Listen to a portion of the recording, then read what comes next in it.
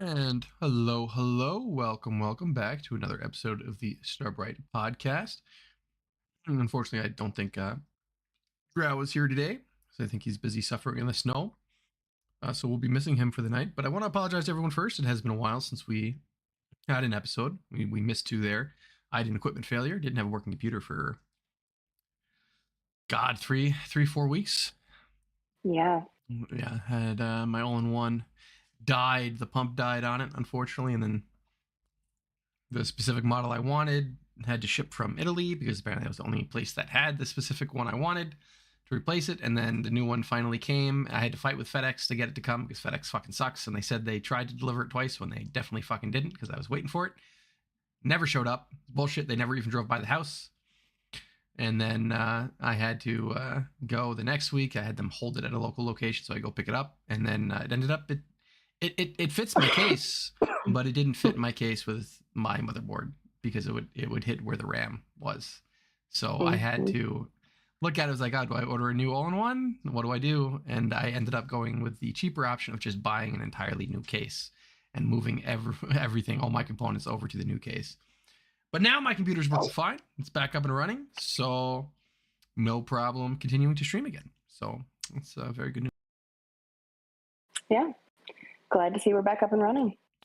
Yeah, it sucked for a while. Couldn't play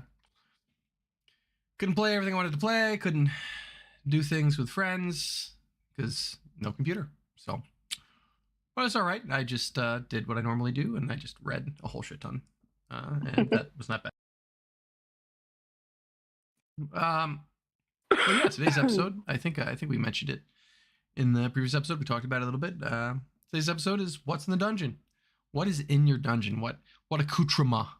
What objects? What furniture and such you might have down in that dungeon while you play with someone else, or even alone by yourself. You know, not everything has to be with a partner or a group of partner. Could be you alone. We've discussed that before. Exactly. But I'll kick it off with there's I think a lot of toys that I guess you'd probably store and keep in the dungeon, but don't need to stay there necessarily. So I'll kick it off with some of my favorite stuff, which is stuff that can leave the dungeon. So you got all sorts of things like plugs, butt plugs, very common. Not that you should be wearing them 24/7 generally. Yep, pussy plugs. Yep, that's the thing. Well, there's discrete vibrators as well. Got things like the Lush 3, which I heavily recommend. That's a great toy. Great for discrete public play. And for usage in a dungeon.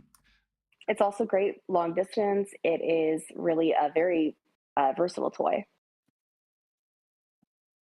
I have the Nora out of that brand. They're really nice. All the Bluetooth connection is pretty. I've never cared for the Nora, but there's a bunch of. I don't blame you for that one too.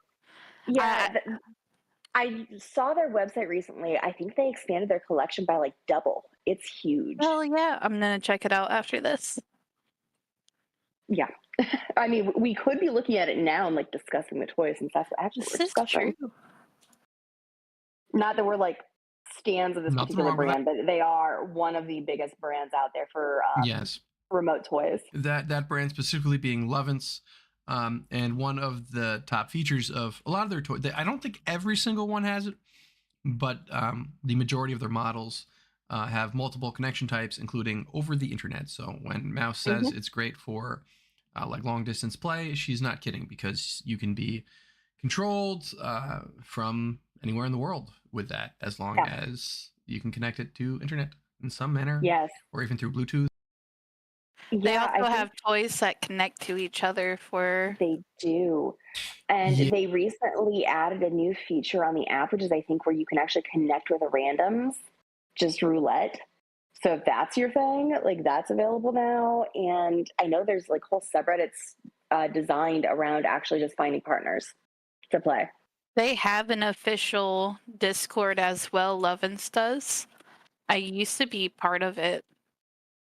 Yeah, I haven't been on their Discord, but I'm not surprised they do. It makes sense. I was actually surprised it took them so long to come out with that just find a friend option. It seems like something that would have been built into the app earlier, but like, you know, what is my dummy ass now? I'm just... And they do I'm just put in like curious. disclaimers in the chat area of it too. Like, don't send pictures or anything. Yeah, the obvious stuff, because like you don't know who's actually there. But you know, if that's your thing, that's your thing. Do what you do. Just don't get yourself hurt. It's yeah, but I mean, great additions by Lovins. Mhm. You know, I think isn't the Nora the one that pairs with the fleshlight, the Max, I think it's called.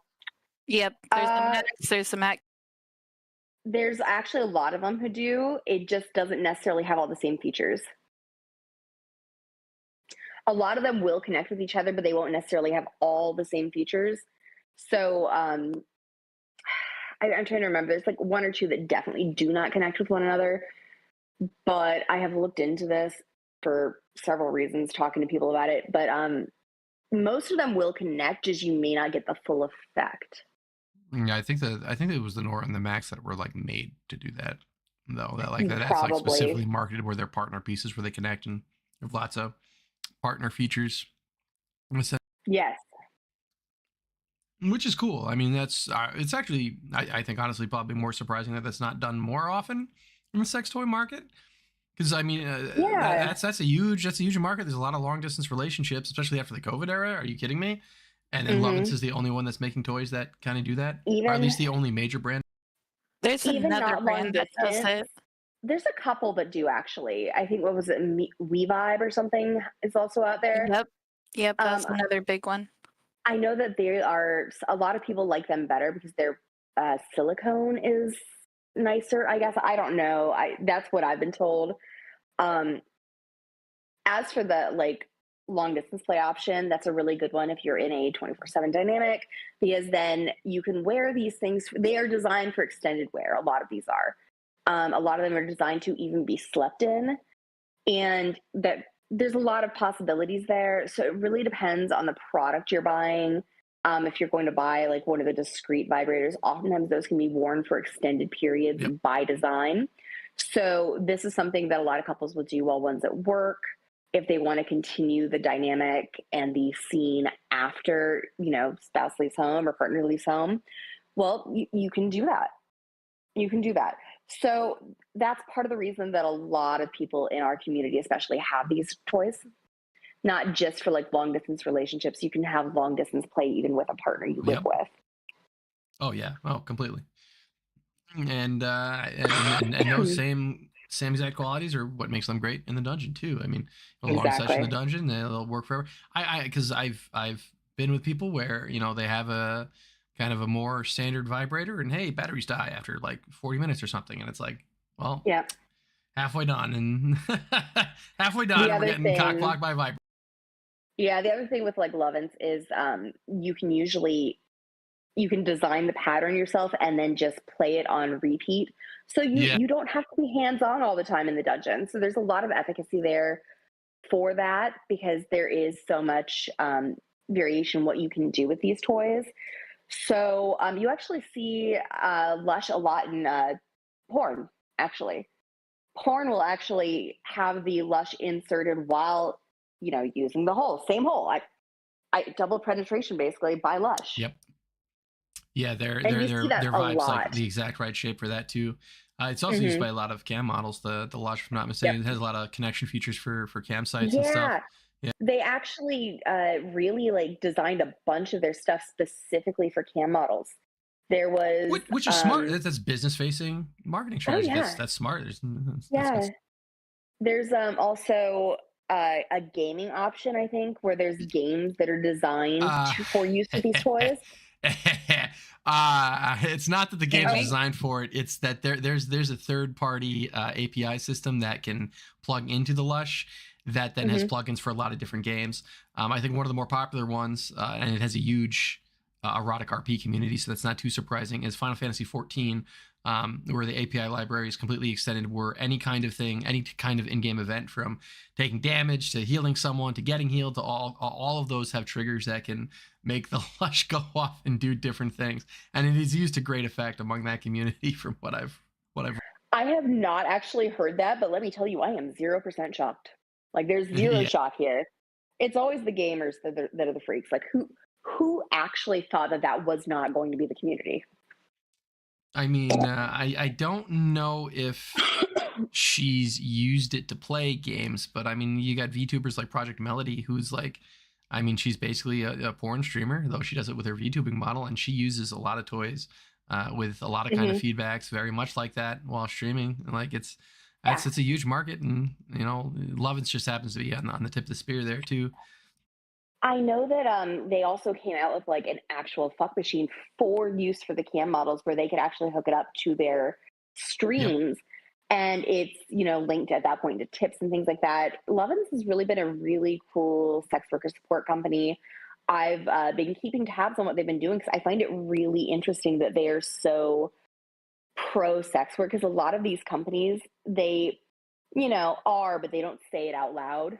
They're Whereas making Lovins is like, absolutely not. We are making our toys for our customers who are models often.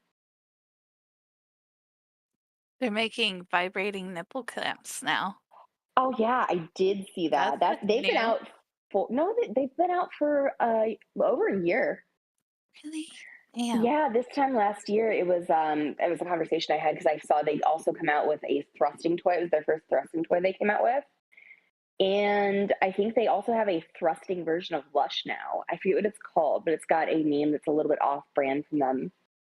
But I did happen upon their website the other day, and they do absolutely have several new toys. I haven't looked at them all yet because I was just, you Yeah, know, skimming. there's quite a lot here. I've pulled up the website to take a quick Yeah. peek.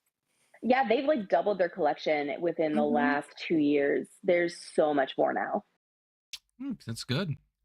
I mean, the sex positivity, I think, is a big thing. I mean, very much agree with that. So Hmm. I don't like. It is upsetting how, well, this is kind of off topic now, but upsetting how many of the credit card company and financial companies have tried to crack down on sex work and stuff like that. Was it? I think it's Visa that like won't work with anyone who's doing OnlyFans or something like that. One of the major companies, I can't remember which one, like have turned That down is people insane to making me. income from that. It really is, and I don't understand why the financial market is trying to regulate what kind of work someone's doing. That seems very silly to me. But like, yeah, I don't know. So Love to me has always been one of the premier, not premiers, and like their stuff is always the top quality, because there are other brands that are like made to be top quality. Lovin's is not Oh yeah. necessarily that. But in terms of No. like features and being like sex positive and very forward facing with what they're willing to do and put out there, Lovin's has always been a big one. And I think I've used the Lush with, I think, two different partners now, and always good stuff. Like Yeah. I couldn't recommend them more. Yeah, in case you haven't noticed, I absolutely own. I have version 1 and version 3 of the Lush. I have a whole bunch of like random Love and stuff, and these have all been gifted to me over the years of just existing on the internet because I, I'm a slut on the internet. Like I don't know what to say. Like this is just a thing that happens. So I've gotten like a lot of these gifted to me over the years, and they're all pretty great. There's a few of them that are like not really my thing. Like the Nora, just it doesn't do it for me like at all. It was just weird. I Um, agree. I only like the like um clitoral part. yeah, Yeah.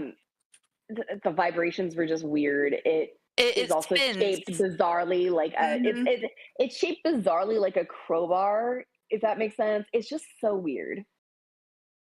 It was I clearly not never thought about it designed. like that, but you're right. It is a weird Jeez. toy, and I was just like, I, I'm not really sure what the idea was behind this, but I feel like somebody didn't really take into account how female anatomy and arm length works. Yeah, I was gonna say. I mean, it's also a different experience trying to use it yourself, and then having someone else Yeah, use it on you too. So, you know, so some of them, yeah, I could yeah, see. Yeah. I mean, I don't know. I don't know. I think it might be different with someone else yeah. controlling it or using It it on you. probably, but also like it's definitely not made for like thrusting at all. It's just No. supposed Yeah. to Yeah. be Yeah. held there. So like it also like within partner play, like it would literally just be held. And I I mean, feel I mean, like that would just be, I mean, depends on what you're into, but like I feel like that would just be unnecessary when you could just use a wand or something. Yeah, well, I was gonna say there's a lot of toys that are kind of made to. I don't know. It really depends on what you're into, but like my experience with partner play is generally not like I am just going to hold this here. That it's usually a lot more involved than that. Yeah, generally it should be. You don't want to just the same sensation Yeah. continually forever is not stimulating Yeah, generally. and that's basically what Nora was, and I was like mid. I can see where some people might like it, but like mm, wasn't for me. And a lot of the women I spoke to have said virtually the same thing. That's fair. I knew someone with a flex. They really enjoyed the flex a lot. I'm trying to remember which one's the flex. Is that the That has the clitoral stimulator okay. on it, and it like can kind of like pinch as part of its movement, kind of like it Oh, flexes like back and forth, kind of. yeah. Yeah, okay. That's They neat. came out with the thrusting model, and I cannot for the life of me remember what it's called. Is it the does it start with an O or something? Ambi or Ombi or something? Am I about to pull up the website to look? Yes, I am. Nothing wrong with it. How much of a hoe am I that this is like actually something that's already open in one of my browser windows?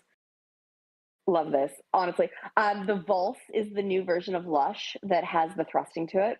Ooh, I'm actually looking forward to seeing reviews on that one because I can't imagine internal thrusting toys would be super effective, but like who knows? I would actually be interested to see what the reviews on that say. It's the Gravity is the one that has the thrusting. that's interesting. I've heard people say that they don't necessarily care for the flexor because you have to have like a very specifically shaped vagina. And that's Mm, what's been said to me. Like, well, how do okay. I put this? The way it was said to me, spicy time here, is her pussy was just too fat and it wouldn't work. And she said you'd have to have a thin pussy. And I'm like, that's not terminology I thought I'd ever actually have to consider. But you're correct. I can see where that maybe wouldn't work. It really depends on where your anatomy is, whether or not that would be a good Yeah, toy for you. I It So get what makes you're just saying. be sense. aware. Just be aware that like just because it is a toy that will do this doesn't mean it will necessarily do the same thing for you. Ooh. It looks like they have that toy, the Lapis, for double-ended strapless strap-on. So it looks like it's actually an internal vibrator for a femme partner to then use on their femme partner, which is actually something I've not seen a whole lot of before from long distance markets. No, neither have I. That's interesting. That's very new. I haven't seen that one at all. That's Levens for you. They're on the forefront. Yeah, they have a huge amount of options that and even the stuff that's on the website you can see there's actually usually more if you look. Yeah, I will say though they're in most like stores, Cirilla's, Adam and Eve, Hustler, Hollywood, Lions Den, Mm-hmm. um, most of their products are not actually within the store. You're gonna find Yeah. better prices online most of the time anyway.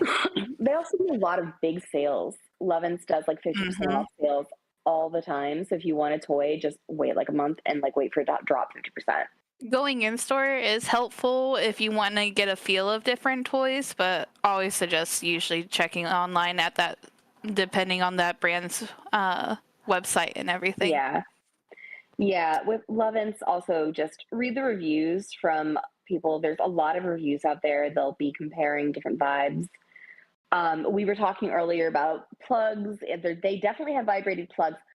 I Yep. actually, this is something I think I discussed either in the podcast or after the podcast with you guys a couple of weeks ago. The pussy plugs. Like, I had been just curious questions like, is there actually a toy out there that is designed for long term wear that's kind of like a butt plug, but for the pussy? And I was like, there has to be. It just makes sense, especially for people with like breeding kinks and things like that who want to be plugged after being used. Like, I was like, there has to be something out there for that, right? And everything I was seeing was like saying, oh, well, you can use a butt plug for the same thing.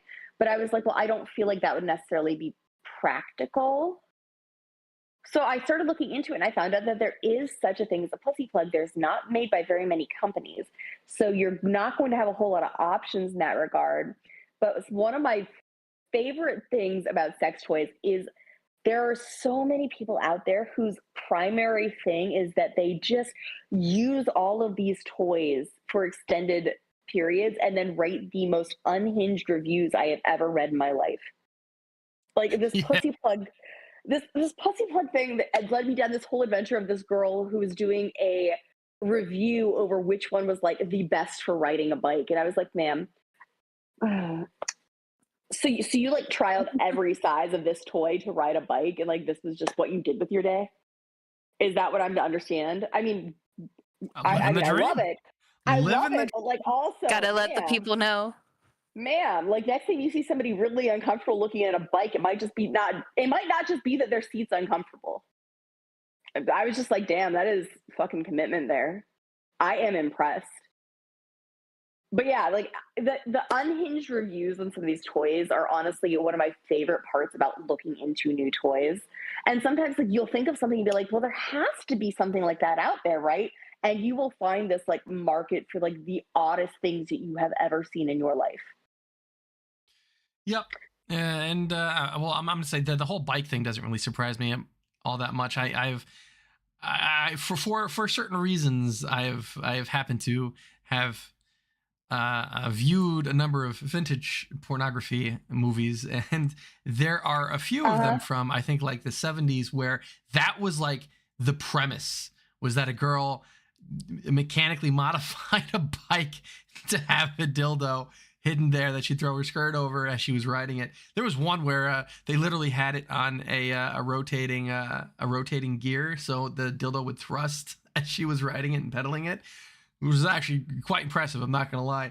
On a janky 70s bike. And, That's yeah. literally that's how you get a dusty pussy, ma'am. What are you doing? You're not Muddying the fucking waters is what that is. That is just, I mean, respect, but also, ma'am, please clean yourself thoroughly after that. Like, there is no way to prevent, road dust if you're going to be doing that. I do not recommend it. Right now I'm having like nightmares of muddy pussy, and I feel like that is probably not the way anyone wants to go. So, maybe not on the road. Maybe think about like getting an elliptical or something. I mean, yeah. Gotta get your workout. Make your spin class a little bit more festive. I don't know. That would be You're a not really wrong. interesting spin class to go to. Can you imagine? I can. I fully support that. Someone do. As somebody who has gone to a lot of spin classes, let me just say, like, I really would be intrigued by the concept of a group of 40-year-old women and 20-year-old like exercise queens just like, we're gonna customize all these bikes to have dildos, because I feel like that would make the class a lot more enjoyable for pretty much everyone. Oh, I bet. The jumps in particular, I'm now just thinking about the dynamics of like a spin class. And you've never powered through the elevation changes as hard as you would in that class. Oh my gosh. I mean, now we just invented a new toy for the dungeon, guys. Good job. High five. Yeah. Well, not to throw this episode into being an advertisement for Love and So. I guess we'll move on though. Again, hardly recommend. Go Google them. I was about to say you could actually have a full gym dungeon if you really wanted to. You could. Oh, you absolutely could. That would be interesting. I don't know if I've ever met anyone with an exercise kink, but I feel like somebody's probably done this. Oh, I'm sure, probably somewhere. Maximize their time. Yeah, but let's so other things that can leave the dungeon. Wearable jewelry is a big one. I mean, I can connect it back to plugs again, because jeweled butt plugs are a very, very popular thing. I'm sure everyone's seen the Infinity Gauntlet meme where someone had the plugs between their fingers. Yeah. Or but there's wearable nipple clamps. Yeah. Nipple clamps. There's some really pretty ones out there that are shaped like flowers. There's some gorgeous ones. They really are. Also, day jewelry. I really enjoy day jewelry. And it's a fun game. Like, you can always. I'm one of the very few like super extroverted subs that I've met. So I love like spotting the super introverted sub wearing a day collar. Just like, I know. I'm not going to say anything because I can see you're already uncomfortable, but like, I know. I know exactly what that is, ma'am. Yep. And yeah, that's actually you'll see it in a lot of I hate professionally produced stuff. I'm not big into it, but like you'll see that in a lot of professionally produced stuff. Whether it's the picture stills or in the videos, usually jewelry, some kind of chains or accoutrement, nipple clamps with the chains between them, that kind of thing. You'll see that all the time in a lot of BDSM, and even like a lot of the amateur fun stuff people do. It's that's probably maybe the most common thing. I can't imagine these can leave the dungeon very much because, like, you probably couldn't walk a whole lot wearing them. But the combination of the plug with the cuffs and the ankle cuffs, what are they called? The why am I drawing a blank? What they're called? The what are the cuffs called for the feet? I think they're just ankle cuffs. Yeah, ankle. I don't think so. I think there's a term for it specifically, like when it's the whole body chain set. Because wearing a whole body chain sets out to you, there's whole videos of girls in maxi dresses covering the fact they're fully chained and they can't actually walk fully because they can't spread their legs that far, because that's the whole point of it. It's just a limitation. And some people find that concept of like being chained with their master when they go out incredibly hot. And you see videos of this all the time. They're fairly safe for work, but you can see like when the maxi dress lifts slightly that she has, is it manacles or manacles be on the wrist? So on the manacles are specifically wrist. Yeah, so on the feet, it's chain gangs. You see it in prison a lot too. Anklets? Do you mean anklets? Is that the term you're? No. I will think of it as soon as we finish the podcast. I'm positive. Okay. Sure. No, it's when you see a prisoner walking, they have a chain between their legs so they can't actually run or like spread their legs very far to walk quickly. It is a very limiting device. The thing that I found is slave bondage shackle set. So shackles? Yeah, shackles. That is exactly what I'm looking for. Thank you. Because I think that's the exact image. I'm going through a whole like site right now, just trying to look. I think I found the image of what you're explaining about. Yeah. And it is a really hot concept to actually be wearing this gear while out and about. You also have to remember very, very carefully that nobody else has consented to being part of your dynamic or your scene.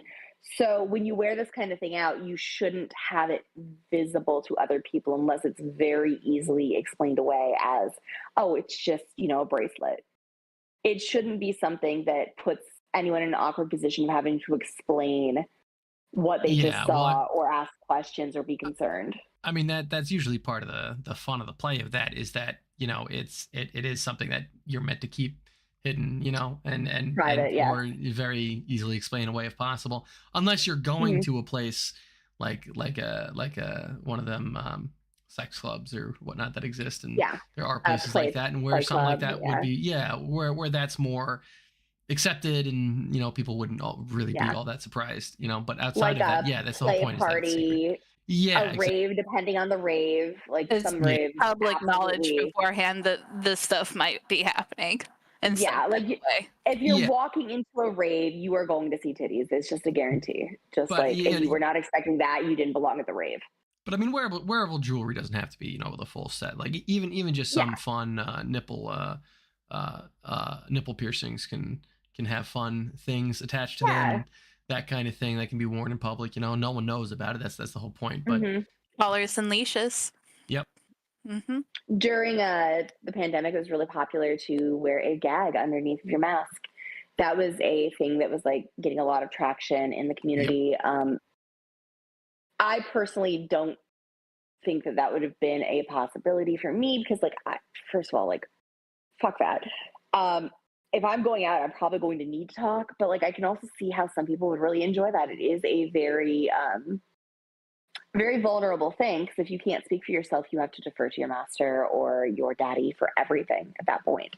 Well, I was going to say, Mouse, that also with you, unless you had someone right there to speak for you, you were not the kind of person that would want to be gagged, generally speaking.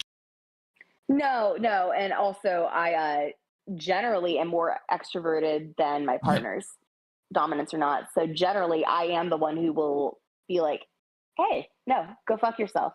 We are having a good time here, and you're going to leave us the fuck alone, aren't you?" Because that's just who I am. So it would be very atypical for us to be out in Mm, public and me not be louder than my partner. but yeah, so there's lots of different brands for the wearable jewelry too. I mean, there's like a Hmm. fucking million of them that make all How kinds of Oh, I'm pretty sure Shein sells it. I'm yes. pretty sure they do. Well, at least to some degree, the different nipple piercings. I know Sheen has some options. Maybe not Yeah. necessarily the most kinky thing, but um, I mean that they is do sell nipple chain jewelry. yeah. Mhm. There you Yeah. Yep.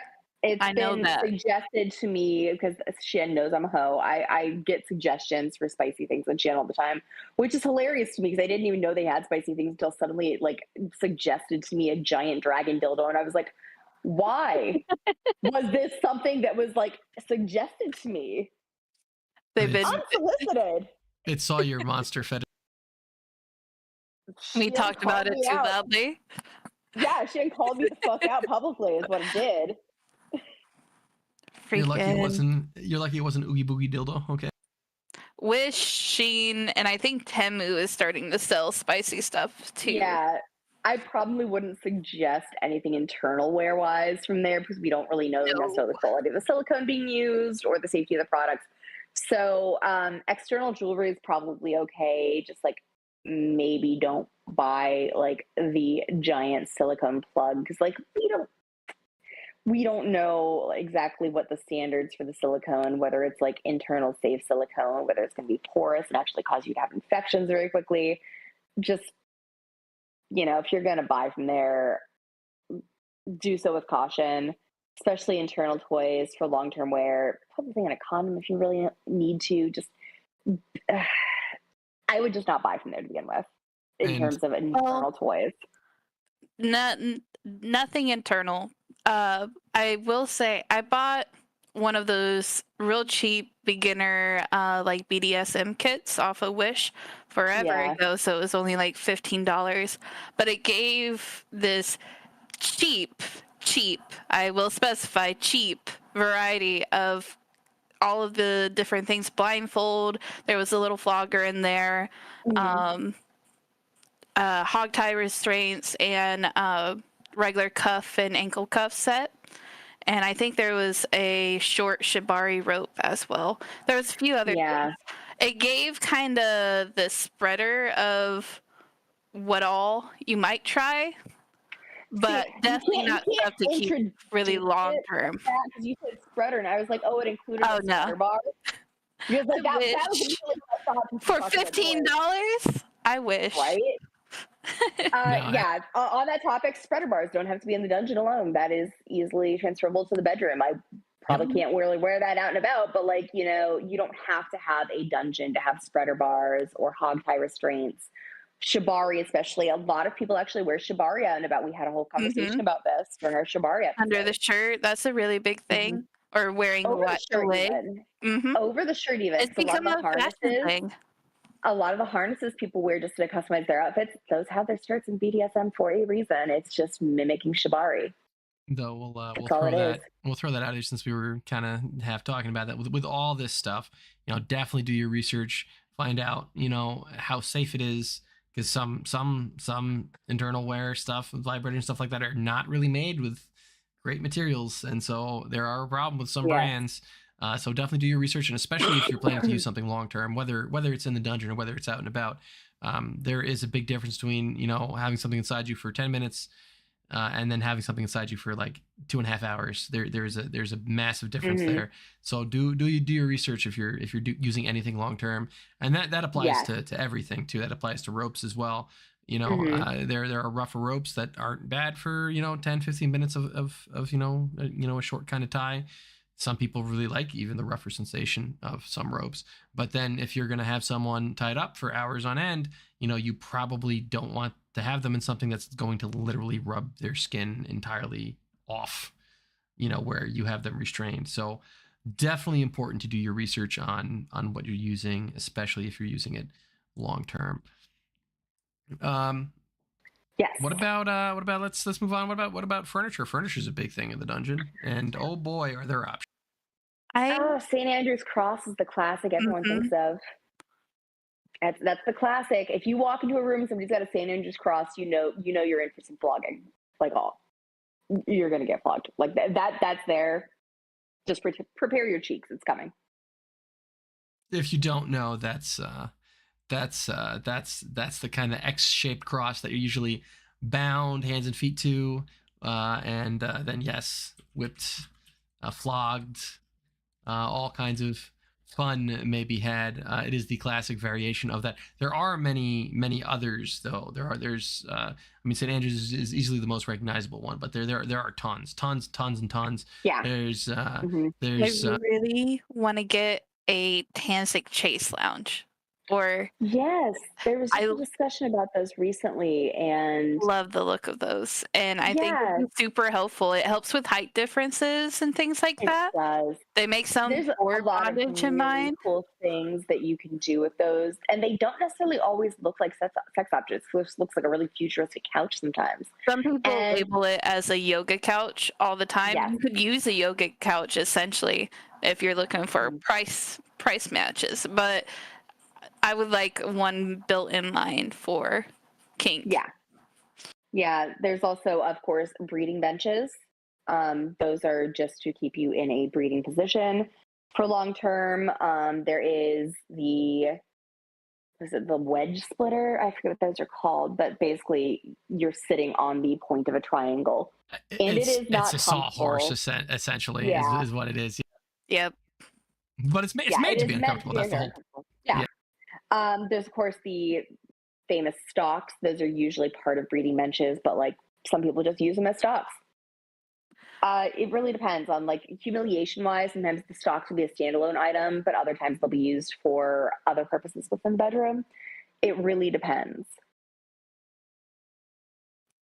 Some people might use cages and stuff for like puppy play, things like that in their dungeon. Well, more so than puppy play too. A lot of times it's the slave owner dynamic that's really big on that. Sometimes they just like to have a fun place to store their sub under the bed or something. It really is a very common thing to see in a lot of dungeons to have some kind of cage or shackle or stocks set up. If they don't usually have that, usually there is a bondage component in terms of like hog tying. Generally speaking, if you're entering a dungeon and they do not have a visible restraint set up, that's waiting for you on the bed. Don't worry, it'll be there. Which under the mattress restraints are a big thing. They have like over the door restraints too. So if you don't have like a separate place for a dungeon per se, all things that can easily be brought out, stored. On the topic of doors, sex swings, very, very common, very, very popular, very, very accessible. And if you don't have room for it, you can actually buy some that actually fit on a door frame. Now, I imagine there's probably going to be some pretty strict weight requirements on that, because not all doors are built in such a way that the way that they're framed in is going to provide ample support. So just make sure you read all the instructions very carefully when setting these kinds of things up. A sex swing that you buy that is a standalone object will have a lot more variability and less limitations than a door frame one or one that's designed to be used in the bed. But there's a lot of options out there, and it's a very accessible toy that has a lot of fun uses. Well, yeah, there's plenty, even outside of sex swings, there's plenty of suspension-based equipment out there. Not all just sex swings. There's plenty of suspension rope tie equipments out there. I mean, technically, all you really need is a couple of hooks in the ceiling in the right spots if you know what you're doing. Not that you should be trying to do this if you don't know what you're doing. A lot of times you'll see videos of people going into a house that they're looking at to buy, and they're like, that fire alarm's in a weird spot. Why are there 4 of them in this room? You realize that they're all hooks because this is actually a BDSM dungeon the whole time. And somebody's like, why would there be a hook in the ceiling? And you see the realtor like, oh God, not again. I just found a strap set for over the door St. Andrew's cross. That's yes, neat. I have seen those. I actually just came across a really funny St. David's Star of Pain. It's literally a Star of David used for BDSM. That's There's interesting. also, of course, pentagrams. The pentagram was actually what I was thinking I was going to find. What I did not expect to find was the Star of David. That was a new one for me. I mean, some people want to feel guilty. Yeah, Yeah. I can easily, like, this is my dark joke. I apologize of the hour. Somebody really wants to have their own personal Holocaust in the dungeon, is what I'm Mm-hmm. hearing. So, do what you do. Don't don't be scummy to other people. Don't use the Star of David if it's not your culture. And just, I don't know. I feel weird about that. Like, please don't do that to somebody who's Jewish just because they're Jewish. Please, thank you, Yeah. I people. mean, I was gonna say I've seen like big Christian crosses as well Yes, I've seen the or Christian stuff like that. crosses. Yeah. There's a lot of really interesting furniture out there. There's chairs, breeding benches that look a lot like a exercise equipment, but they are in fact very much so not that type of exercise. Um, Again, it's like a gym setup. I'm getting It more and looks more like a intrigued gym about setup. What this. I'm saying. Getting more and more intrigued about this gym dungeon. Honestly, like we're gonna get worked out and then work out together. Like Gym it's gym. Yeah. I yeah. found this Bang and Bench Easy Ride sex tool with handles. Yeah, on that topic, there's also, as we all know, we're getting to be some old folks here, like old folks home status, and they actually do sell like supportive equipment for riding. I So, love pillows. yeah, riding. Hmm. There's like riding benches. There's riding trampolines, basically. There's a lot of really cool things out there that also like make sex more accessible. BDSM is more accessible with some of these things. So some of these things aren't just dungeon stuff. Some of it is like accessibility to make things easier. Like if you've already had your ass beat, it might be a little bit harder to, bounce or, do other things. And some of these things will not only make it you more usable, but you also actually have a little bit more accessibility option at that point too, which I think is a really fun discussion. Accessibility and kink should be discussed more than it actually is. And I do find that some of the toys out there really are accessible options for people who may not be able to engage in the same type of play otherwise. I think that's really cool. I agree. That's definitely a market that's probably not as well explored as it should. No. Oh, in terms of restraint, also posts, time posts. Those are very Oh, common. yep, yep. We discussed a lot of other things. We just did not discuss the posts. You don't see them very often installed as standalones. Usually, if somebody's going to be using a post, they're going to be using like a support beam in their basement or something. I don't usually see a lot of like standalone post structures, but you don't really need that if you can retrofit something to actually work in like the metal support beam of your house. I was gonna say Your sub is not probably going to move enough to dislodge your house's support beam. So, like, probably the best option for a post. probably more often with that I've seen because a lot of dungeons they'll have a specific bed in the dungeon with its own bed frame and everything, and then obviously there's all different kinds of bed frames that you can do exactly that and make it into get the frame to help you do different things, whether it's restrain someone on the bed or just tie someone to the post, especially those big like 4-poster bed frames, with that Yeah. have the ceiling with hanging curtains and whatnot. Those are usually almost definitely sturdy enough that you could tie someone to. No Oh, issue. yeah. There's BDSM beds specifically out there that have stalks on them, cages underneath. There's a lot of really cool options out there. A lot of the BDSM four posters have like overhead structures for suspension, for sex swings. Uh, a lot of them are also not designed for comfortable sleeping. They are literally just waterproofed Yep. plastic beds. I just And found some of those right now. They make yeah, sheets to cover. I found a yeah, latex vac bed as well. It's the first time I've seen something like that Yeah, not especially if on it's going to get a site. lot of use. It's definitely a good idea to have some kind yeah. of waterproof, liquid proofing. Because Splash guard, so to speak. yeah. I've seen there are some decent sheets that are pretty hydrophobic that work really well. But yeah, there's all kinds of Yeah. solutions Every so for often, water. you'll be skimming Amazon and find like this really, really great blanket that's meant for dogs that all the ladies in the comments are like, it works really well. Don't ask me questions. I like it. You should buy it. And you're like, yep, all about that hoe life. I get you. Hey man, if you're Oof, if you're making oof. pools all over the place, you gotta protect your I'm mattress. I am not entirely sure how I feel about this, but I just found a subreddit where somebody was asking about secondhand BDSM furniture, and I don't know if that's a purchase I would make personally.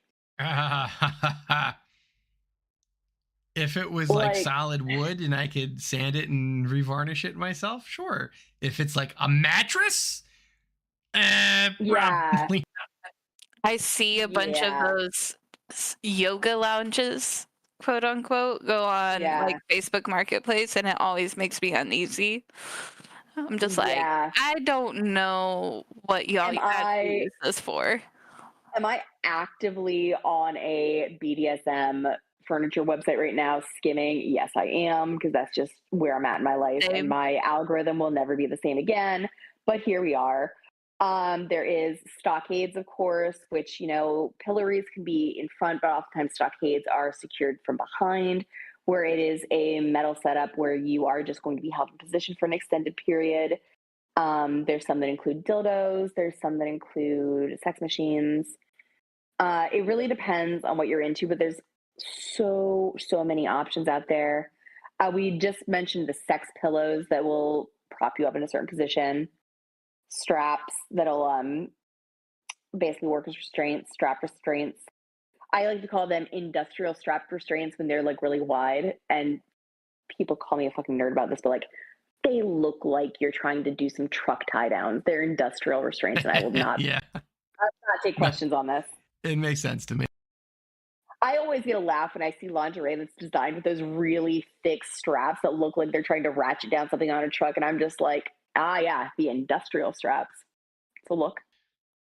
It's a look. And then what about here's something we didn't discuss. What about clothing? Clothing in the dungeon. There's a lot of people have very Yes. specific clothing for the dungeon, Yes. and I mentioned that uh, only to also primarily bring up the whole latex fetish, which again is a huge market that I don't entirely understand.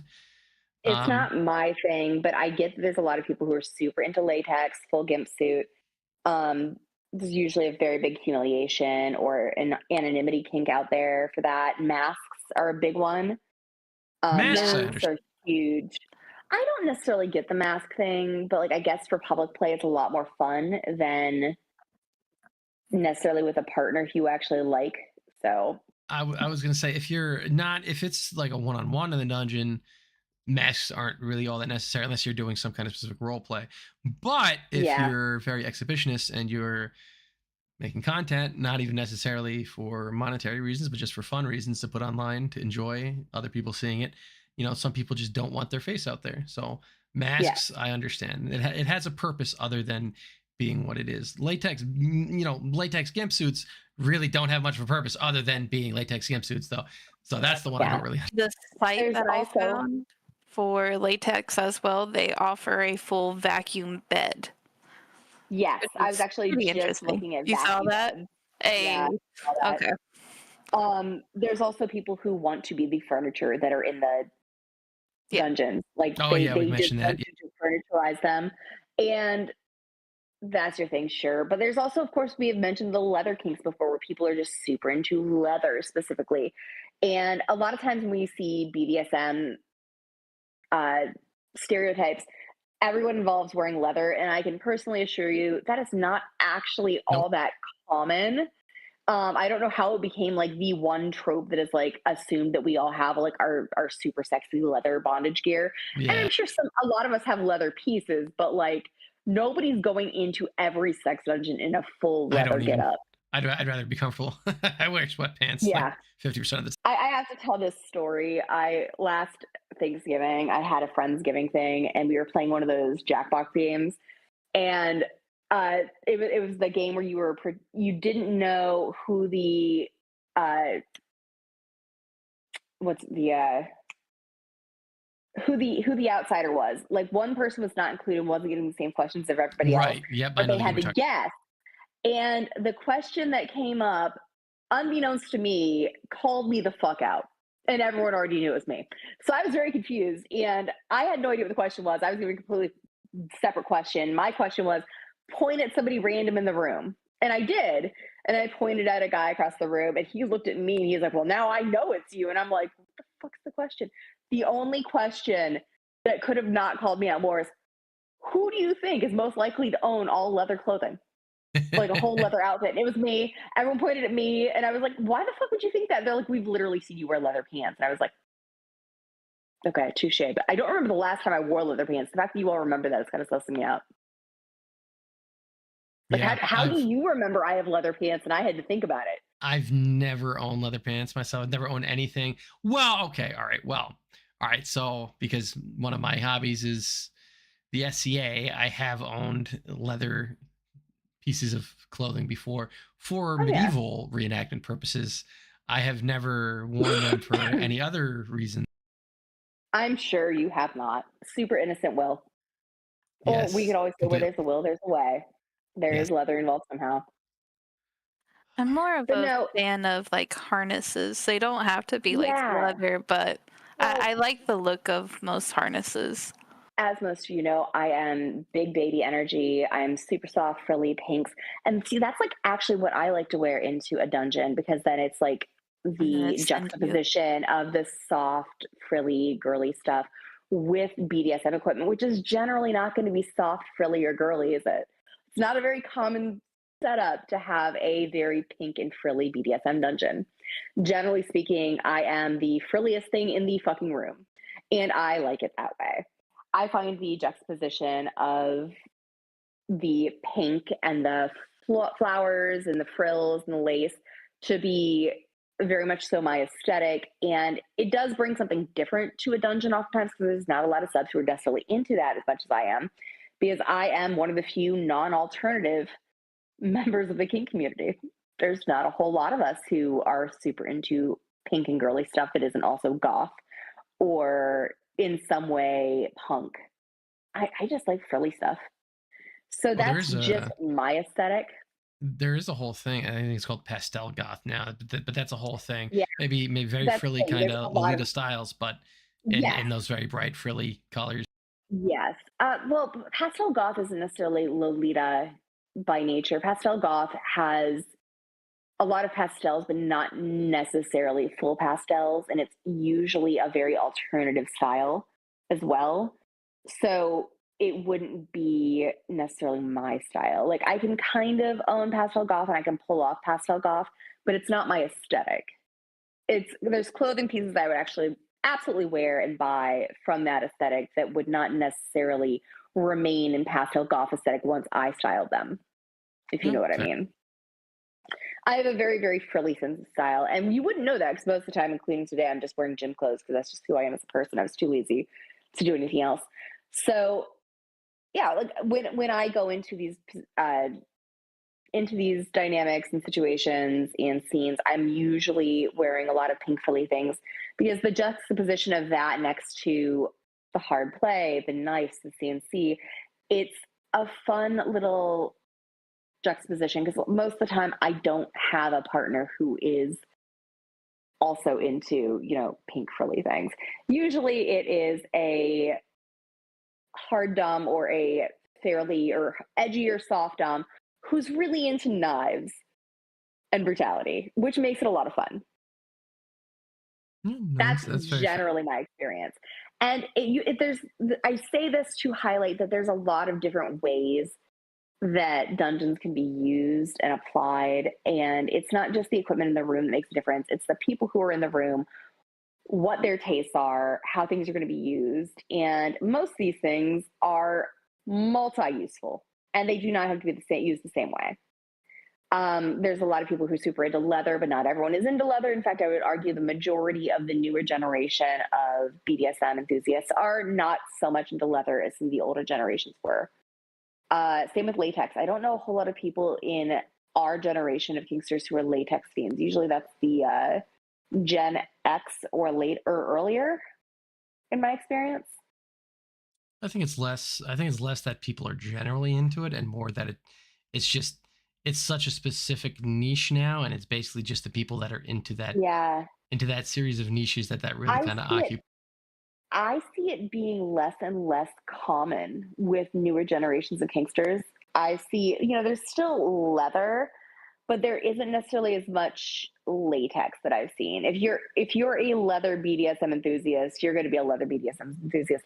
I still don't see it as often as I used to. I think that was like a really boomer thing, was to be really into leather.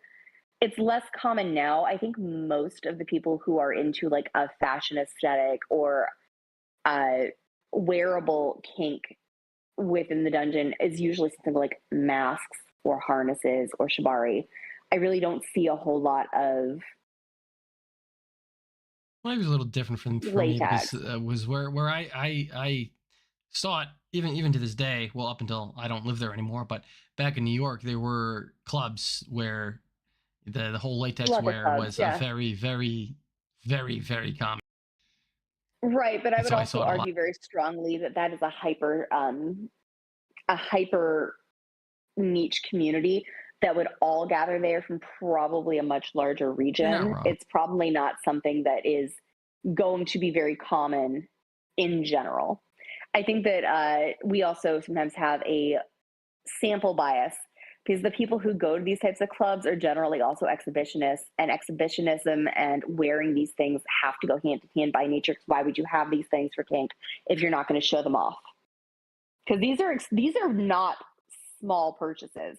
To have a gimp suit, a latex suit, or dress of some kind, these are extremely expensive, Just especially latex thigh latex. highs It were is $75. so, even small latex pieces can be exorbitantly expensive, but also the maintenance of them and the oiling to wear them. It is an extremely expensive hobby to have.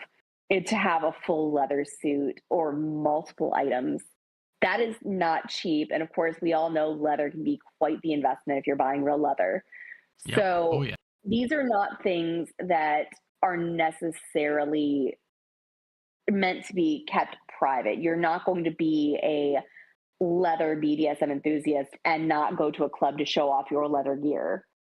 It, you wouldn't have one without the other. It'd be very uncommon to see somebody who was into leather or latex and want it to be purely private for just them and their partner.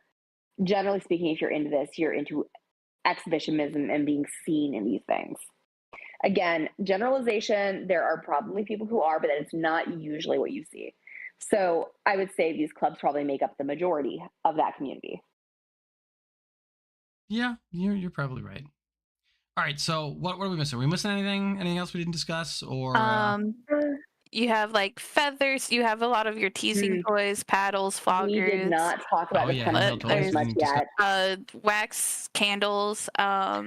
Wax and candles, guys, use the right ones. A regular ass candle you got at Walmart will burn the shit out of your partner and it will not be a good time. They Make make sure you use massaging appropriate ones. equipment. Yeah, make If you sure. just want to start, tiptoe your way in, the massaging candles, really nice.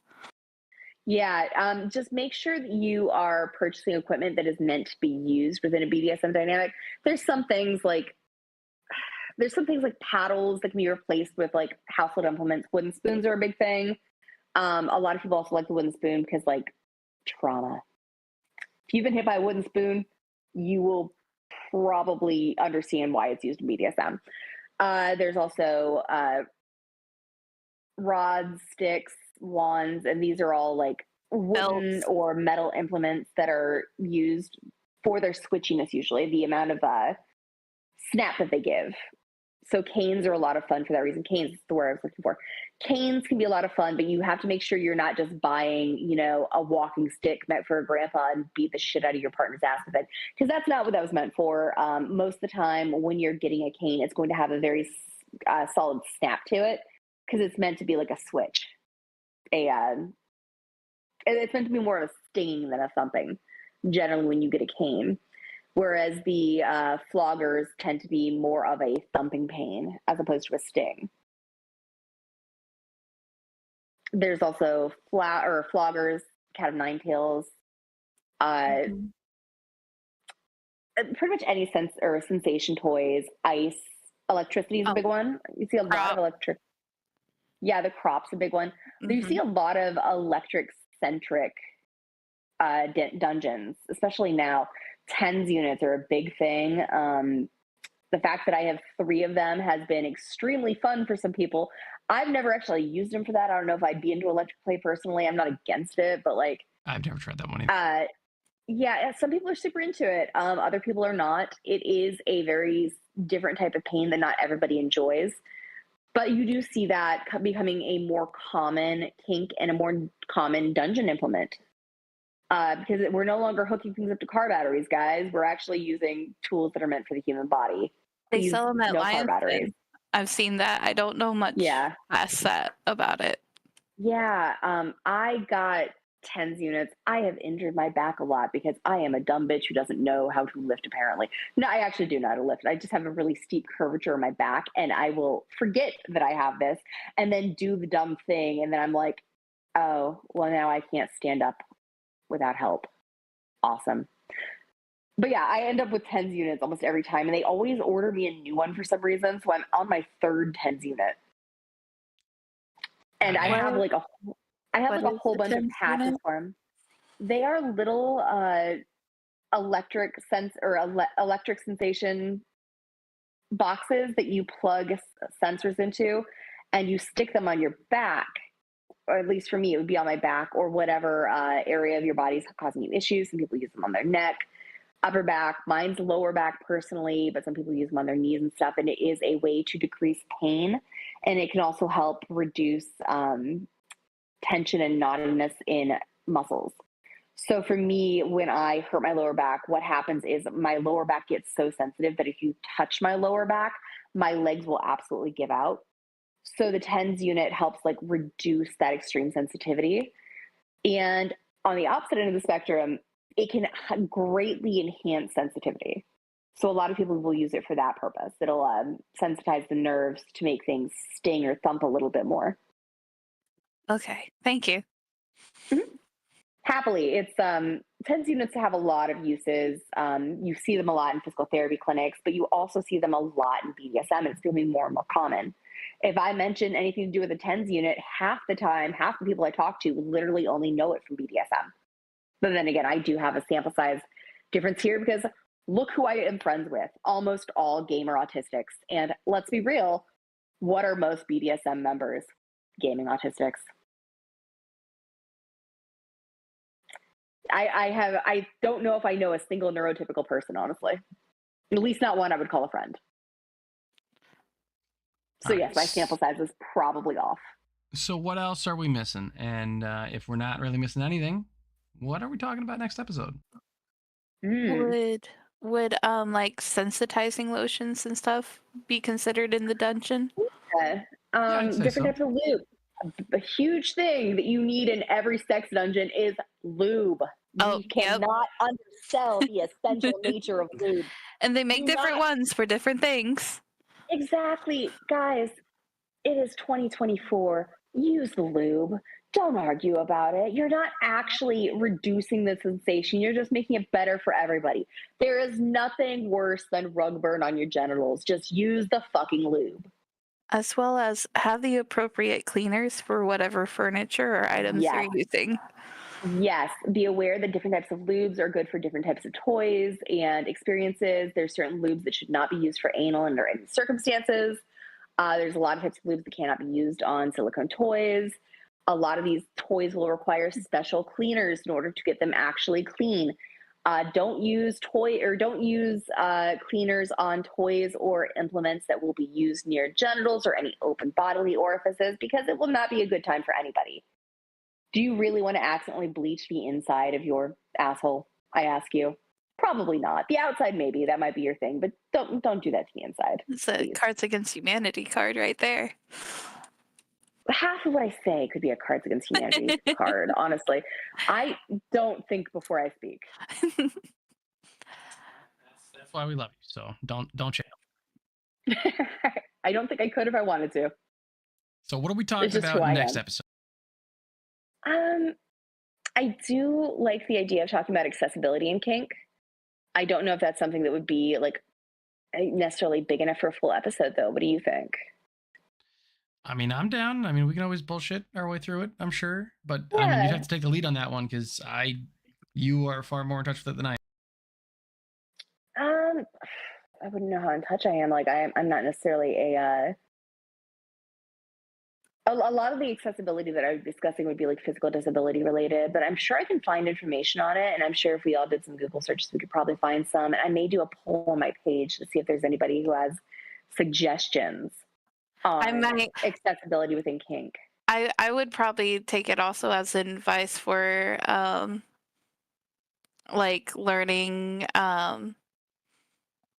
shit. Words are so hard. Word. Learning more like comfortable positions and like different ways Yes. to do positions, because not everybody can afford the add-ons. Yeah. Some of it could just Yeah. be knowledge that we don't really have.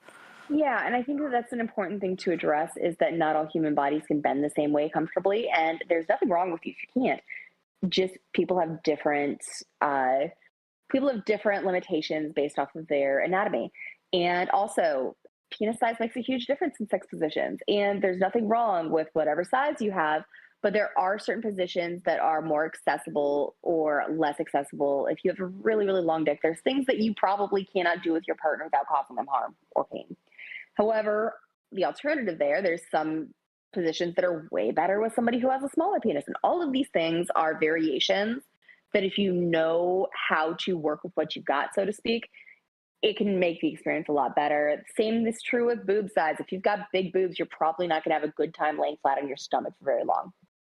Might be fun for the photo shoot, but you're not going to want to be there while you're, being pounded into the mattress because you're just going to hurt. I think So there's that a lot would of all things. be a good add-on to go with accessibility. Yeah. I think accessibility for disability purposes, but also for just understanding how human anatomy will affect kink is a big discussion. I think that might be a fun one. What do you think, Will? I'm fine with that. We can talk about it. I think we could do a lot with that. And it also give me something to think about over the week. All right. So we'll plan for that to be the next episode. All right. Sounds good. All right. So I hope everyone has enjoyed listening. And next episode will be, let me just double check. That will be the 1st of March, if I'm not mistaken. Friday, the 1st of March. So I'll see you guys all there. Same place, same time. Again, join the Discord community link below if you'd like to chat with us at any point in time or even just during the episode. Chat with us while we're live. And have a good night, everybody.